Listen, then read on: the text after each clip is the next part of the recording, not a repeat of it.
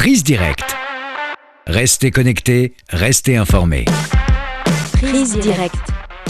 Restez connectés, restez informés.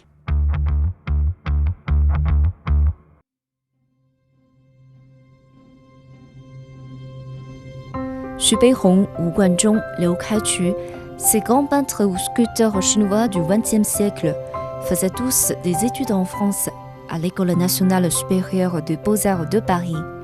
Une histoire qui remonte à plus d'un siècle dans les relations sino-françaises. Dans quel objectif ces artistes chinois sont-ils partis pour l'Hexagone? Comment leur parcours d'études dans cet établissement d'enseignement ont-ils pesé sur le développement de l'art moderne chinois? En tant qu'historien et historien de l'art, Philippe Sanguigny raconte et interprète cette histoire qu'il appelle le phénomène chinois aux Beaux-Arts de Paris et dont il a consacré plus de 17 ans à la recherche. Membre du Comité français d'histoire de l'art et expert honoraire du musée commémoratif Xu Beihong, il est auteur de l'ouvrage Les Chinois aux Beaux-Arts de Paris de 1914 à 1955.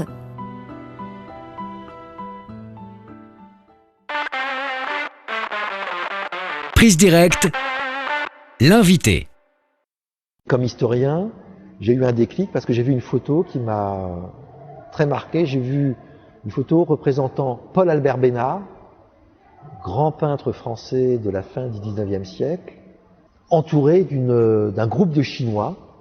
C'est Liu Raisu, son épouse Jiang Yunshe, et d'autres Chinois, Fu Lei. Puis je me suis rendu compte que ce sujet était d'actualité. Une histoire très forte à travers les beaux-arts entre la Chine et la France. Si les Chinois sont partis en France, à l'école des beaux-arts, c'est à la fin d'y trouver, comme dans d'autres domaines, les moyens de moderniser l'art chinois. Tout d'abord, c'est une aventure. Et puis ensuite, c'est l'histoire d'une réussite. J'ai pu relever plus de 130 élèves chinois à l'école des beaux-arts entre 1914 et 1955. Ce qui est tout à fait considérable. Ce sont les Chinois qui ont été les plus nombreux, comme étrangers, et largement, dans le domaine de la peinture et de la sculpture, à l'école des beaux-arts de Paris entre les deux guerres. Leur nombre et leur qualité, puis l'effet que ça a pu avoir après en Chine, manifestent quelque chose, manifestent un intérêt réciproque, une volonté d'accomplir quelque chose entre les deux nations, entre les deux civilisations. L'école des beaux-arts n'est pas un lieu comme les autres. C'est, comme je disais, la meilleure école de beaux-arts à l'époque. Et donc on venait y chercher, y apprendre des choses très particulières. Le dessin, la maîtrise du dessin, académique. Ce qui veut dire être capable de représenter la figure, c'est-à-dire le nu, homme, femme. Et ensuite, troisième chose, mettre en mouvement ces figures dans ce qui a été considéré comme le genre le plus important depuis des lustres, depuis des siècles, la peinture d'histoire. Donc le dessin, le nu, la peinture d'histoire. Ce sont ces trois choses, c'était les trois objectifs essentiels des artistes chinois venus étudier aux Beaux-Arts à Paris. Alors évidemment, après, il y a d'autres transformations, d'autres éléments très importants. C'est comment, techniquement, passer du dessin à l'huile et retourner à la peinture chinoise.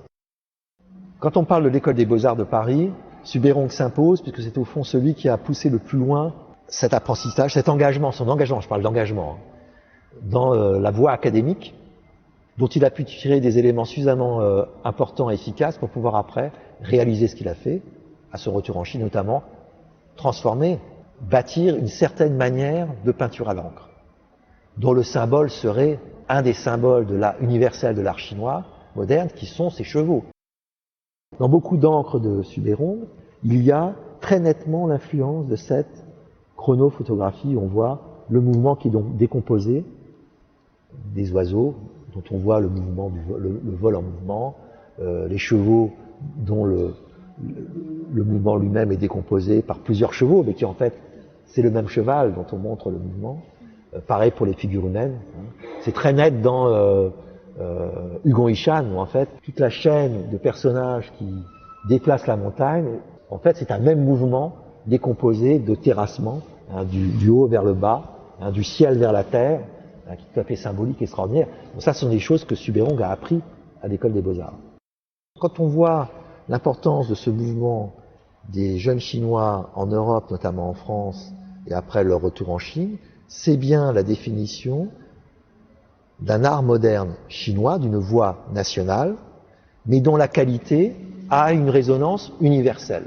J'insiste, c'est-à-dire que c'est une voix chinoise moderne qui est chinoise, qui n'est pas l'imitation de l'art moderne, puis de l'art contemporain européen, occidental, international. Cette relation par les beaux-arts maintient coûte que coûte une relation d'affection, une relation affective, une relation amoureuse entre la Chine et la France. De mon point de vue, il faut garder ce fil. Et ce fil, c'est celui justement qui a été noué il y a plus d'un siècle entre la France et la Chine. Si on rompt ce lien, si on le perd de vue, je dirais on casse le fil d'or. Et à ce moment-là, la relation n'a plus le même contenu.